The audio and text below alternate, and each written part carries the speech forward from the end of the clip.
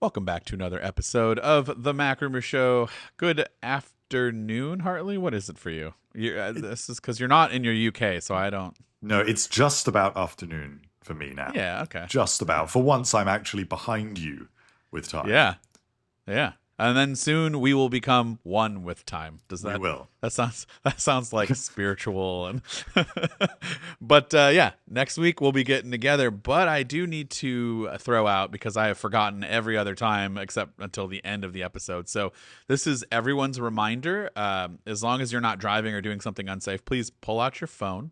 And send us a question for our Q&A episode. You can either send it to me at dan@macrumors.com. If you're on Twitter and follow one of us, send us a question to either the MacRumor Show or one of our personal handles. You can also just comment down below if you're watching this on YouTube, and we will read all of that. Any question could be about anything related to Apple or personal lives, whatever you want to know. We're here, and we will try our best to answer every single one of these questions. Cool. So now, with that said, we got a little bit of a drop from Tim Cook himself, which is odd. We talked about the iPhone SE last week or 2 weeks ago, whenever it was, being imminent. I think I did a video literally last week saying it's coming this week because there were a lot of signs and rumors pointing to that. And now we've heard that it's being shifted one more week next week. And it's just kind of like bummed me out because I'm like, all right, we just keep pushing it forward. It makes me look like a little bit of a liar here. But Tim Cook today tweeted, come join us next week, February 19th, which is Wednesday, and check out the newest member of our family with a little animation. Hartley, what were your thoughts when you saw that? It was quite unexpected. Normally, with these sorts of releases, the iPhone SE is not a big deal for Apple. And it just seems a little bit uncharacteristic. Even the invite is very premium styled. I say invite, Yeah. but it's a teaser, I suppose. It's just, yeah. It's an invitation to observe the launch. It's got hashtag Apple launch. So they Yeah, are right? being clear that a product is coming. But the vibe of it is a little bit different to what we've normally come to expect from the iPhone SE and entry-level products, where things tend to be a bit more colorful or creative or accessible in some way. But this is more premium. It's silver and white and very classic Apple. So I don't know if that's reading too much into it, because realistically, it is just the iPhone SE. That is the product that we are now expecting. Bloomberg's Mark Gurman has been very clear that that is what we are expecting most imminently. There are some other launches in the pipeline right now. So we've got the M4 MacBook Air coming up. We've got the refreshed iPad Air coming up. And we've also got the entry-level iPad as well. There are a few other rumored things floating around as well. But those are pretty much the main hardware products that we're looking at. In all likelihood, this is just iPhone SE. Yeah. I don't know why. I just have this feeling that there could be something else next week. I mean, we are expecting iOS 18.4, and that's going to be big on its own as a beta because that'll give us a look into what the new Siri features with Apple Intelligence will finally be like in the wild. But I don't know. I just feel like there's something else that they're not telling us about. I mean, okay, so let's go back to when the Macs, we had the iMac and the Mac Mini, which was exciting because that was a whole new redesign. And we had the MacBook Pro, right? Those all got launched. That did get an ahead of time tweet by Jaws. And so that kind of confirmed that there was and they even called it an Apple event, I believe. But like Tim Cook didn't say anything, or at least he wasn't the first to say anything.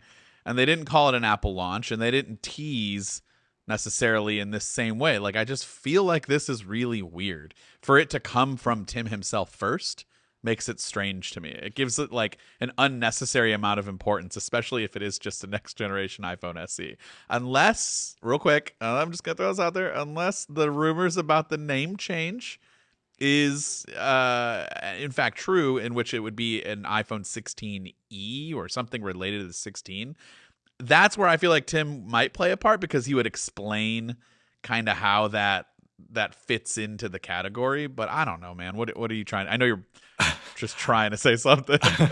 I I am extremely skeptical about the Okay. rumors of iPhone 16e. And the reason for that is because this device is going to, for most of its life, exist alongside the iPhone 17. So that would be quite confusing to have the iPhone 16e, the iPhone 17, 17 Air, and then 17 Pro and Pro Max. And Huh. the iPhone SE usually hangs around for 2 years. So going Sure. forward, it would exist alongside maybe the iPhone 18 models. And we've got this Well, thing called the 16e. no, but here's where here. Well, but okay, but here's where my defense comes in. We still are seeing the iPhone 14 and the 15. Some of those, whether it be the Pro or the regular variants, those are still being sold. So there's no reason why it can't hang around based off the number. And I'm also wondering if this is kind of like a mid-cycle, introduction of something different, and it would be more of like a yearly thing because then they can just upgrade the chip, upgrade and add a little bit of stuff here and there, and so we'll have a 16e from February to February, and then we'll have a 17e from February to February, et cetera, et cetera. And so maybe you start getting rid of some of the unnecessary couple generation iPhones that hang around if that's the case. This episode of the MacRumors Show is sponsored by Incogni. The US has a big data privacy issue that you might not be aware of, and that's people search websites. These websites create detailed personal profiles on millions of Americans and publish them online for anyone to see with just a simple Google search. People search can be abused by those with bad intentions. Incogni puts an end to this problem with just a few easy steps. All you got to do is create an account and grant Incogni the right to work for you. They will contact data brokers on your behalf and request the information to be removed, and then all you need to do is kick back and watch them work their magic with progress updates on how things are going along the way. I've heard some pretty crazy stories about how people would use these people search websites for malicious intent, like stalking, or even in a road rage incident gone bad where someone looked up a license plate number and then found a people search website with all of the personal data and address and then easily go find that person. This can happen to you, so something to keep in mind, and try to take back your privacy and your data by using Incogni. Have them remove your data and cut down on those terrible robocalls too. That's an added bonus since data brokers are mostly the ones selling your personal phone number to these companies that have these call lists. So take back your personal info and check out Incogni today. Use code the MacRumors at the link below to get an exclusive 60% off an annual Incogni plan. I can see the logic in that, but I don't know what they would even be able to do with this model next year. Because they're giving it such good hardware. Give They're it giving one feature at a time. But- Action button. I mean, the camera control. There would be basically nothing other than it may even have the action button. That's actually something we're not 100% clear about. But okay, they could give it camera control, and eventually they would upgrade the chip. But I mean, this is going to have an A18. So this is going to be a very up-to-date chip for quite a long time. And short of giving it ProMotion or an ultra-wide camera or something, there's so little that they can actually do to this device other than Dynamic Island, or there's just... All right. I can't see it. Okay, I still stand by my sentiment, but now instead of that, it still fits the same way. It just hangs around with that name for a couple of years. It's no different than having a 14 and a 15 being sold officially on Apple's website. So there's no reason why when the 18 comes out, they still have a 16e and then the 17 lineup, and that's just the three levels. But there's no reason why. It's very confusing. I think that we talked a no lot confusing about... now. We've talked about name conventions a lot, and Yeah. how Apple really needs to simplify. That to me would be a step back. Because people read into the numbers. So for marketing purposes, if you are selling something that is a 16e alongside an iPhone 18, a customer's going to think, this is 2 generations behind. I'm not sure about this. I agree. I that's where I'd be wondering how they would navigate that, because somebody did mention that. I didn't even think about it until I saw a tweet about it today, or a comment on the video maybe, that was like, oh, they're not going to do that because then it just dates it by the name. And I'm like, yeah, you're not wrong. And it But isn't. like the It just iPhone isn't SE before was necessary. the iPhone SE before was called, wasn't it just iPhone SE 2022? Well, that So wasn't like, its official name. It was just iPhone SE. And we refer to it like okay, we refer to many other devices by generation. So the yeah, current model is the third generation iPhone SE. But the whole idea behind doing that is that the average consumer that goes into an Apple store and just wants to buy an iPhone SE does not care about its generation. sure, They really do not care. So it's not necessary to bring that into it.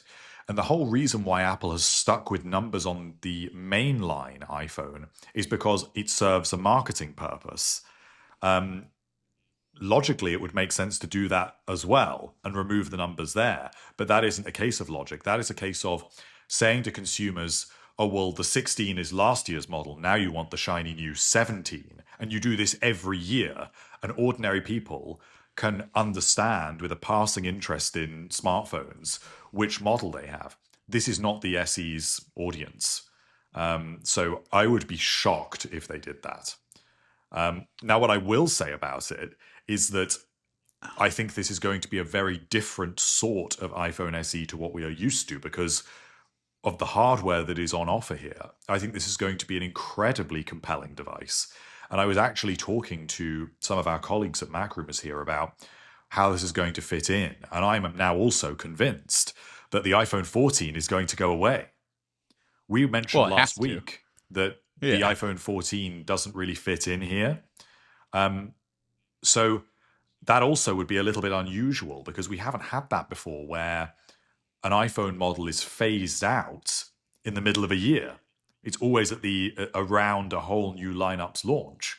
That also is very different. And that just goes to show quite how much of a leap forward this device is. I mean, just think about it compared to the iPhone 14. The iPhone 14 was it was the 14 and 14 Plus, and that was introduced in 2022. Is that right? I believe Yeah. so. Um, Hmm. so not that long ago. The iPhone SE will have USB-C instead of Lightning. It will have a 48 megapixel camera instead of a 12 megapixel camera. It will have the custom modem. It will support Apple Intelligence. It will have 2 gigabytes more memory. It will have the A18 instead of the A15 in the iPhone Hmm. 14. And I'm pretty sure there's actually quite a bit more than that as well. I know you lose the ultra wide camera, but that's it. That's the only thing. I kind of assumed that the 14 was definitely going to be gone, um, with the iPhone SE coming out, so that makes plenty of sense. The only thing is, it would be really funny if Apple made no changes except for the A18, the modem, and the USB-C port, and then just repackaged it. It, like, gave you 2 cameras. It's just like, oh yeah, here it is. The iPhone 14's gone, but we have the new SE. Because that's all in theory they would need to The do. iPhone SE is this iPhone SE is effectively an iPhone 14, but with those Right. added features. It's the same design. It's got that And the same removal of a camera. narrowed notch on the front. It's the same display. It's going to have the same. It probably will fit in the same cases. Which is why I think it's weird that Tim Cook is talking about this. Like, I don't see the need for him to But hype it up. consider that the iPhone 14 right now, if you want to buy that from Apple, I believe that's $599. This iPhone SE is going to come in at below $500 for all of that hardware that is considerably better than what you currently get for $600. For a lot of people, that is a very big deal. And while it's not a big deal to us because we have Pro models with all of this No, stuff already, I think it's a big deal. but It's just, for ordinary customers and in developing markets, this will be many people's very first iPhone. I mean, if you were going to buy an iPhone for your kid as their first iPhone, this would be I the would get this. iPhone you would buy. Yeah. The same goes for anyone, really, if it's their first iPhone. So I can see why this is a really important product for Tim Cook as well. So I can see it because this feels like a bigger deal than any iPhone SE that we've had probably since the original. They're hoping this saves the iPhone sales for the year, aren't they? Because I know that those numbers have been slipping a little bit. So if he's pushing it hard, that makes me worry a little. I mean, I know they've made a bunch of money this year, so they're fine. But like iPhone sales were slipping, so I wonder if this is just a way to get that little more on everyone's radar. I Even think it Elon Musk retweeted this. Are they back to being friends? What's happening here? I think it makes sense as well because there actually are a lot of iPhone models on sale right now. Too many.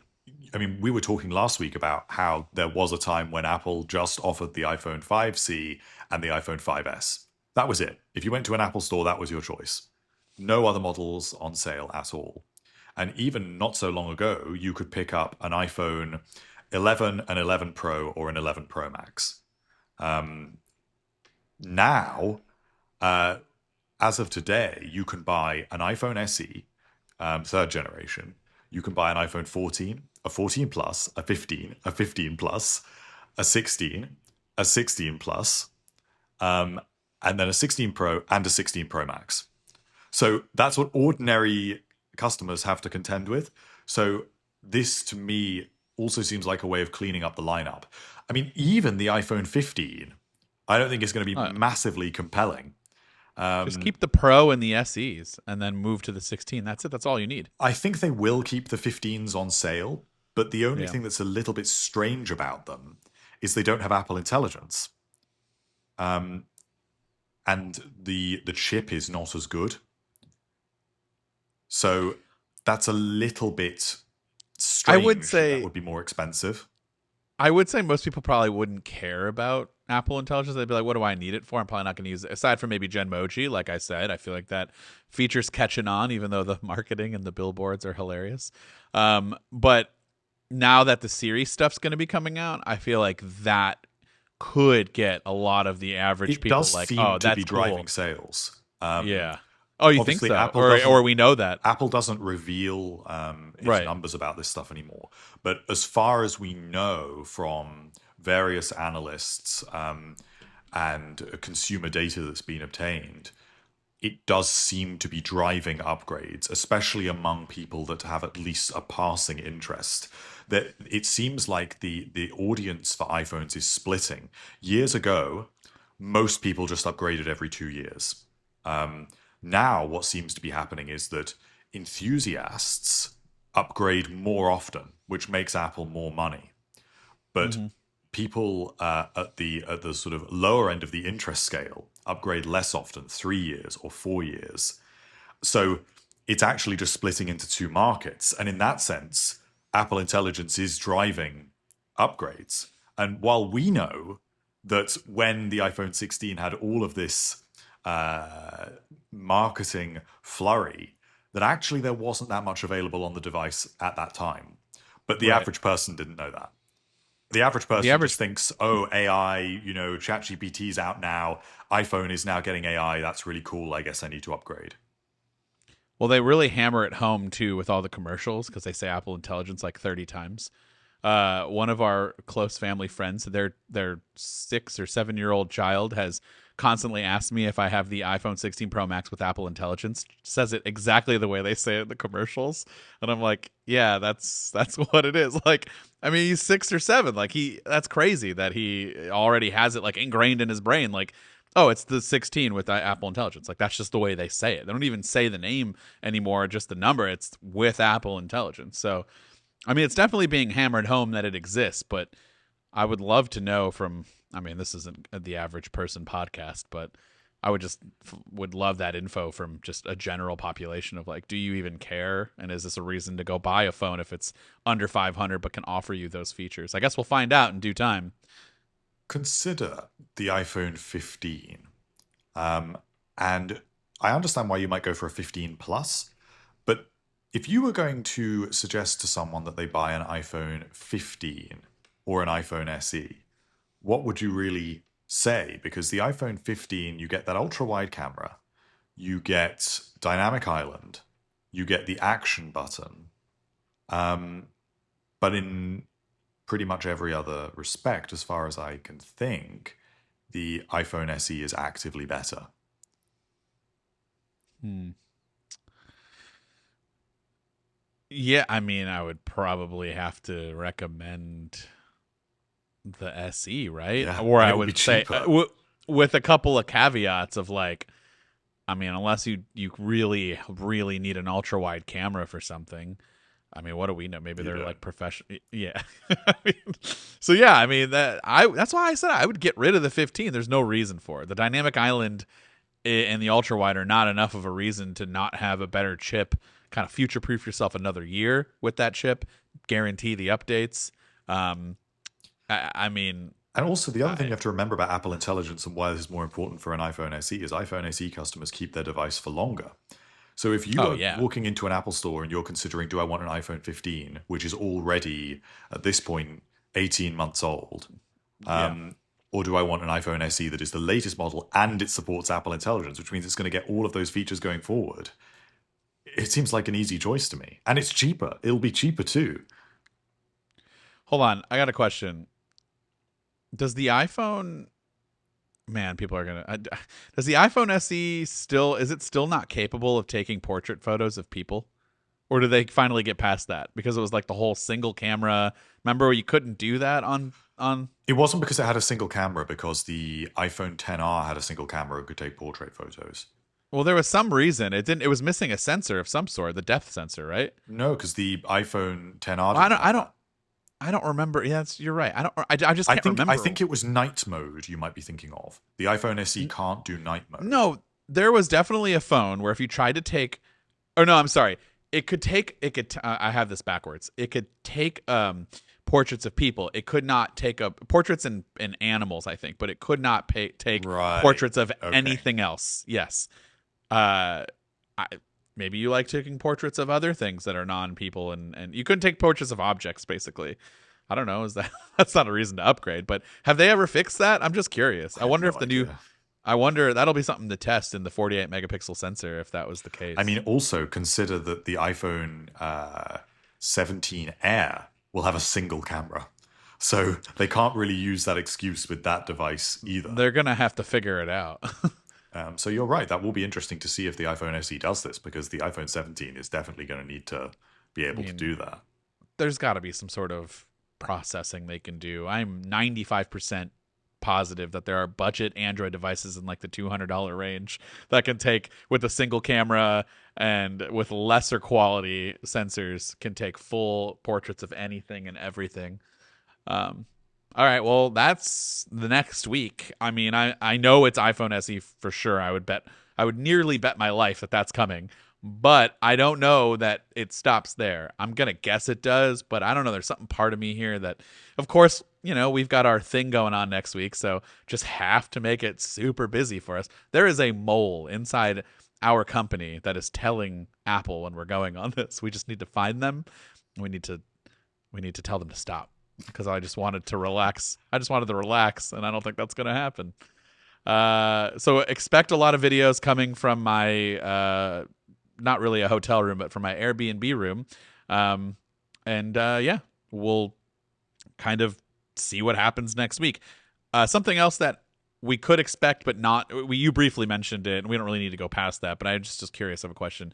The M4 MacBook Air also was a part of the whole report with the iPhone SE, saying that the M4 MacBook Air is also imminent, could be coming in weeks. Do you think that that's a possibility? It gets announced at least next week, or no? There's so much floating around at this point that I just don't know when all of this is going to come. It just seems like it's going to be really soon. I mean, even something like the iPad Air should be Yeah. imminent. The new entry-level iPad should be imminent.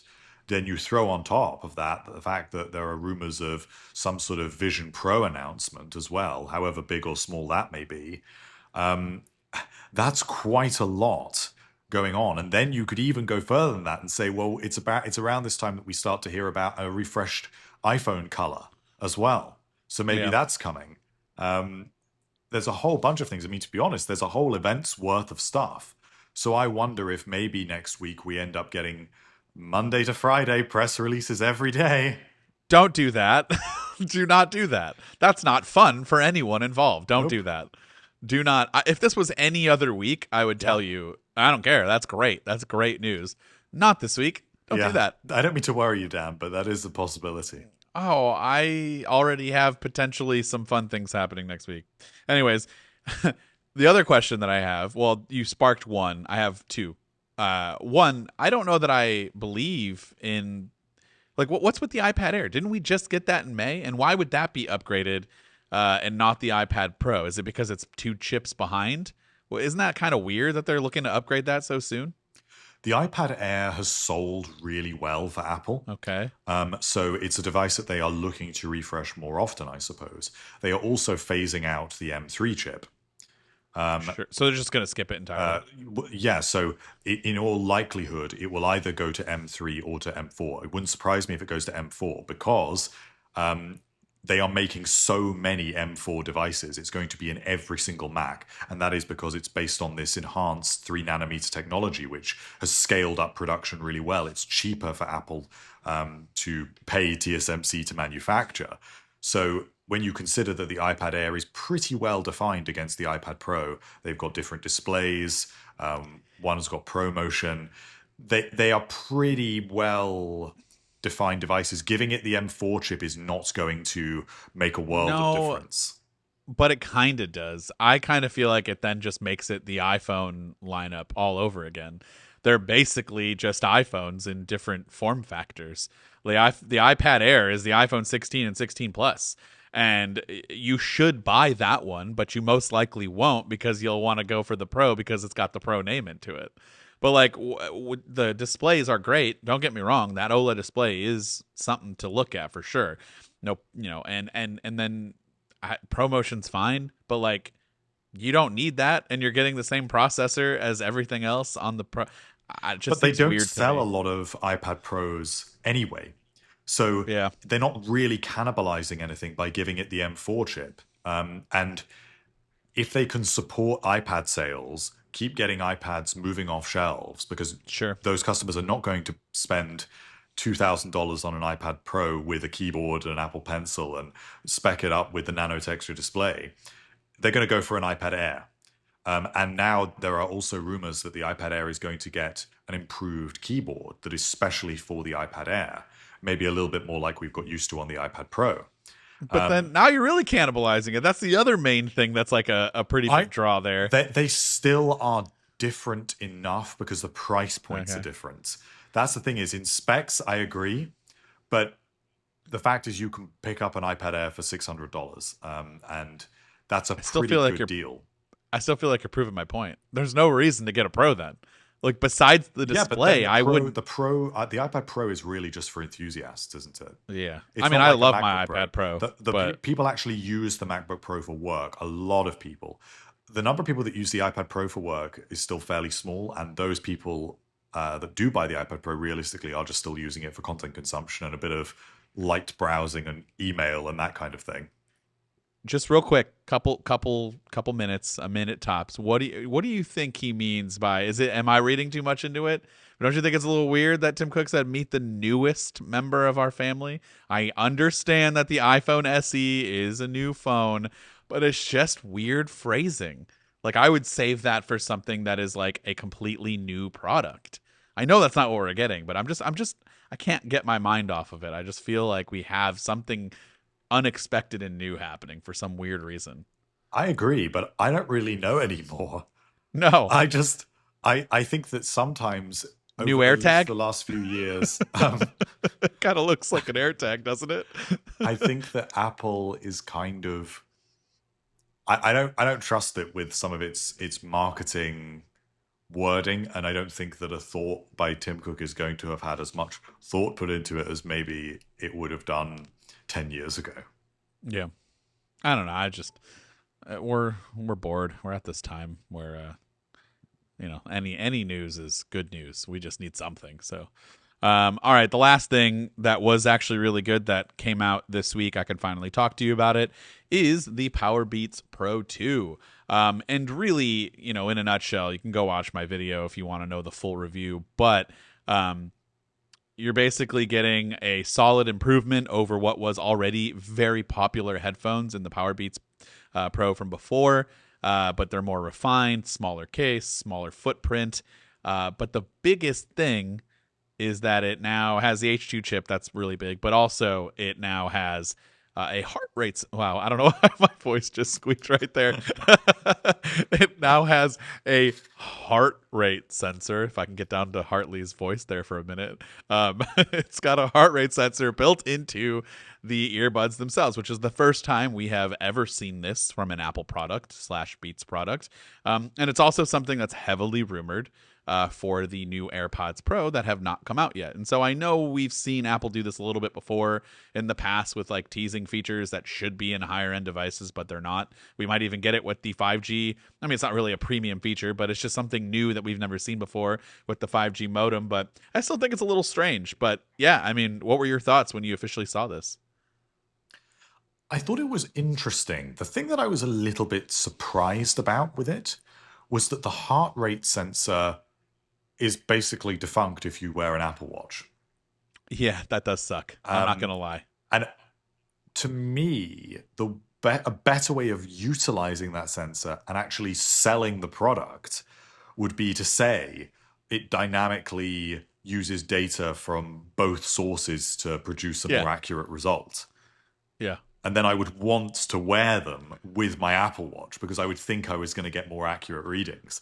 But it's just even if it's just strange. BS. And so when I eventually get this feature with the AirPods Pro 3, I just sort of feel less enthused by it now. There are occasions actually when it would be useful when I don't wear my Apple Watch. But those are niche cases. And maybe you can explain to me, am I right in thinking that it only works during workouts? It doesn't just take background readings? Yes, from what I understand. And the worst part is, and I mean, this is possibly because there is no like workouts app on the iPhone or workouts like integration via activity app. But that's the only way I track any of my stuff, and I like doing it that way. And you only really can use it with third-party applications. So subscription models are a thing that you'll probably have to do. Nike Run Club is free, so that's what I tested it on. And so, I mean, you can only really get your heart rate without your watch from those third-party apps. I wish there was a way in activity to just like start a workout like that. And then that way you can track your, I mean, you can track the time so you get the ring closed for your exercise.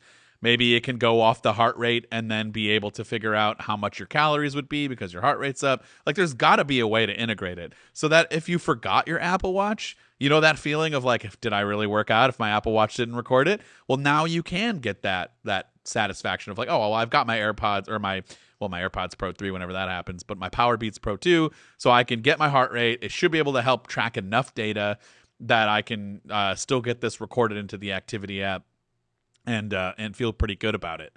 And so I just wish there was a way to do that. Or like you said, just dynamically switch and make up something that says it works both ways. I would fall for that trick. Me too.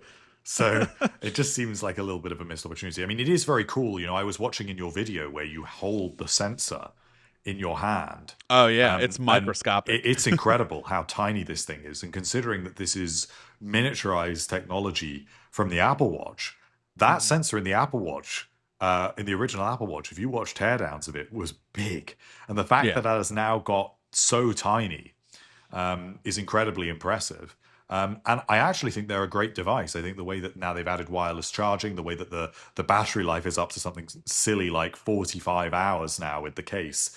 And yet it's a smaller case. It really seems like a great product. The only thing that when I heard your analysis about it in your video that I sort of raised an eyebrow about was that they don't sound quite as good as the AirPods Pro, which is a shame. Well, and so that's the thing. I was told that they should. So some folks saw my video and reached out and said, hey, are you sure you got the proper fit? And I do have the proper fit. I don't know. Maybe it's like a placebo thing. If you watched, I think MKBHD said the exact same thing for both transparency and noise cancellation and sound quality. They're good. I just feel like it's not quite. I mean, they have a different sound profile too. They still and they told us during the briefing that there's still you know, going to have that Beats characterization. Like they still used their people, their technology for the sound, and not necessarily took everything from Apple. And they made it very clear that it is like, in some regards, there's a feature that might have been taken 100% from Apple's, like, you know, findings and their research and their development and added it in. And then there are some where they work together with Apple, but it's still their stuff that they're also using. So the sound, I was told, was you know, and if I'm wrong, hopefully they'll correct me and I will gladly retract. But from what I remember, it was very much like that's their sound profile. It's not as crazy as what it was in years past, or like the whole meme of, you know, oh, it's Beats, so it's just massive bass. It's not like that. But it's not that natural, like more, you know, even level Right. sound profile that I'm used to with the AirPods Pro. And I didn't think it sounds bad. It's just it's very good. And some people, you know, it's all subjective. It's just going to be whatever you think.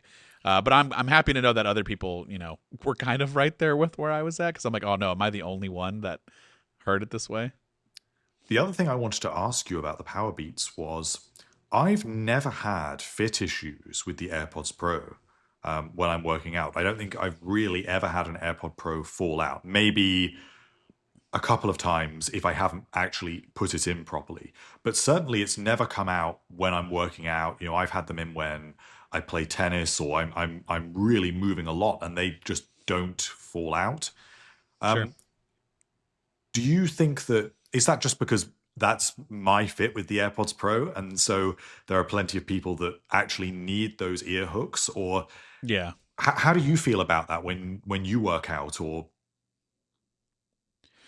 So yeah, I would say that I always thought I was somebody like you, where I never really had issues because I've always felt like they were fine. But I've noticed recently, with this generation of AirPods, and I don't know if it's, you know, what it could be or not, but like I've noticed that it's like starting to get to the point where it's moving a little bit, where I've like right, actually pushed them in further. Like, oh, like why did this feel weird? Because it's not fully in. And it wasn't like, oh, that everything sounds bad or something's not working properly, I should check, or they never fell out. But like I did notice that it was starting to get a little looser with some activity.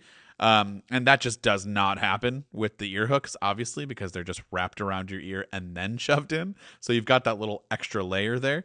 But I know so many people that just say they don't fit my ear. It's weird. I can't wear AirPods, so I go for something else. And my first, you know, thought is like, do you know about the ear fit test? Just like they asked me when my things were like, do you know about the fit test? And like maybe they don't, and they don't know that there's extra tips inside. So definitely take the fit test and try and see if you've got a good seal and mess around with the different tips. And that's another good thing about the Powerbeats Pro is you basically have five. Medium come on by default. Then you have extra small, small, large, and extra large tips inside the box. So they're really trying to make sure it fits everybody. I can't remember if you get five or just four. I feel like it's just four with the AirPods Pro, right? I believe so. Like small to extra large and not extra small. I don't. I No, feel I like think one it of those is includes extra missing. small. I think it's the extra large that's missing with the AirPods Okay, Pro. so one of them's missing. I feel like, but you know, it's been a while since I've looked in there because I've always just been medium by default. Everything's worked fine. Maybe I need to go large on the AirPods Pro. It's something I'll have to try. But yeah, I think if you are somebody out there who's like, no, I just can't wear AirPods. I always fall out of my ear, especially if I'm running. Definitely try the Powerbeats Pro. I think you'll be super happy. And they're basically a one-to-one identical, you know, feature set nearly of AirPods Pro, and they should sound the same. They should be the same type of transparency and noise cancellation. So maybe you can tell me if that's the case one day if you try it. And then the best thing is if you have Android and you're listening to this podcast for some reason, you can use these and get a lot of the same features. And you can still do the heart rate sensor. You just have to engage it manually. So with the iOS devices, it happens automatically. But with Android, you have to, I forget what it is, but I believe you hold down for like 10 seconds or something, the button, and it'll like engage. I don't know. I've never tried it, but it's available. So that's cool. It's kind of like the AirPods for everyone. I agree. I think it's Yeah. an interesting product in a lot of ways, actually. And in a way, I'm kind of tempted to buy some. But I don't know if that's just because my AirPods Pro are basically completely not usable now, and I'm holding off for the AirPods Pro 3, and this looks like quite an attractive option. Try it out. I mean, it's a bummer that they're 249, so you're basically spending AirPods Pro money, but they're also incredibly popular. I never realized that that's like their best-selling earbuds, and I think they're more popular than AirPods if I'm not mistaken in terms of sales. I think they sell more than AirPods, which seems wild to me. But I have to triple check that. But I feel like I heard someone say that recently, and I was completely surprised. But yeah, that's pretty much it. I mean, I think we can probably stop the episode there. I feel like that's a good, recap of everything kind of going on this week. You know, you good? Something just Yeah, I could blow just up hear near you? what do you call it? A garbage truck, or I, Ah, yes. Hartley's in the U.S. Everyone, yes, so I he's am. hearing all of the U.S. sounds. I am. Uh, all right. Well, reminder questions, please, if you want us to do a Q&A episode. Um, and then we will catch everyone in the next episode. Well,